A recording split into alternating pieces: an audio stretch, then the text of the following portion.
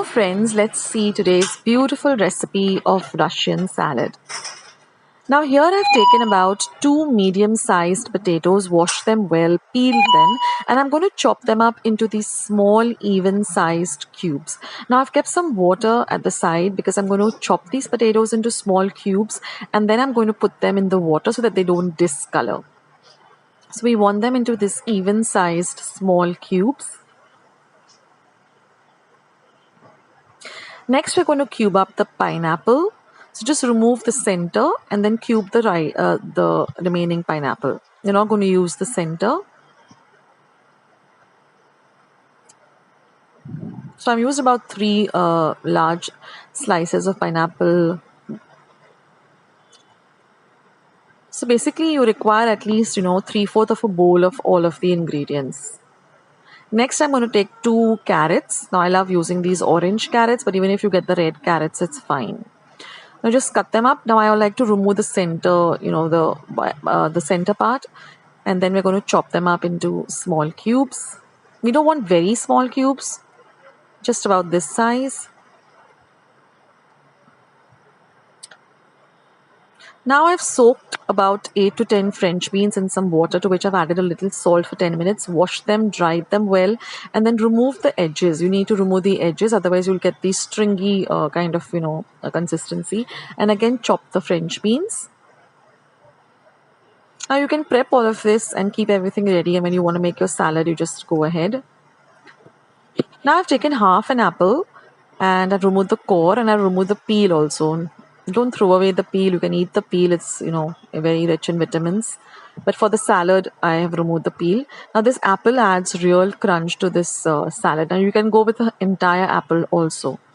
So all our ingredients are ready. Now we need to cook the potatoes. So I've just taken some water, about 4 to 5 cups of water. Let it heat a bit. And I'm going to add the potatoes.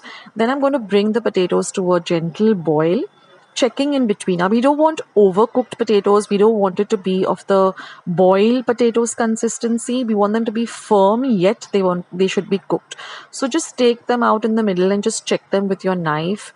The knife should go, completely through the potato, or you can even, taste the potato and see whether it's cooked. We don't want it mushy, but we want it to be cooked.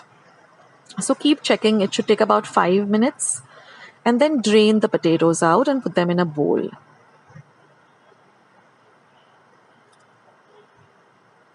Now to the same boiling water, we're going to add the chopped up carrots. Now we don't want to overcook the carrots, so just for a minute, we're going to let them heat in this water. And again, we're going to drain the carrots and put them in a bowl.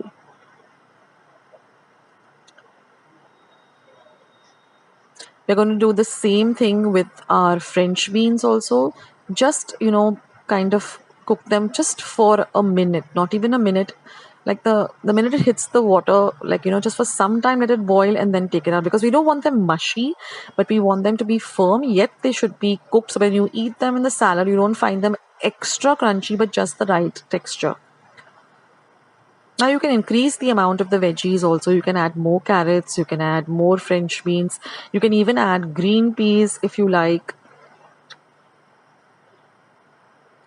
So now we are ready with all our ingredients. So now we can start making our lovely Russian salad. So I've taken a large salad mixing bowl. I'm going to add the potatoes. I'm going to add the French beans. Now try not to get any of the water of the vegetables into the salad. Then I'm going to add my carrots. I'm going to add my chopped up apples, my pineapples, and I'm going to mix all of this really well together.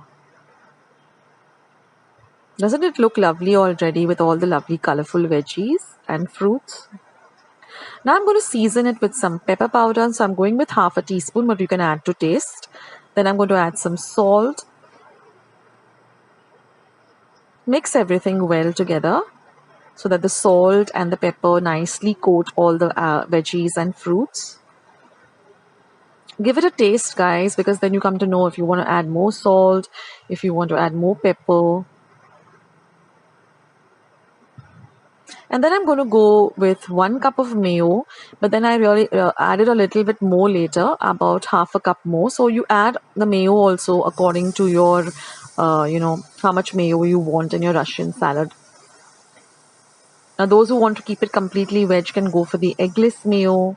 Otherwise, you can go for the classic mayo. And just mix everything, and don't forget to chill it before serving it, because it should be had nice and chilled. And this is a lovely salad. Do try it out, friends.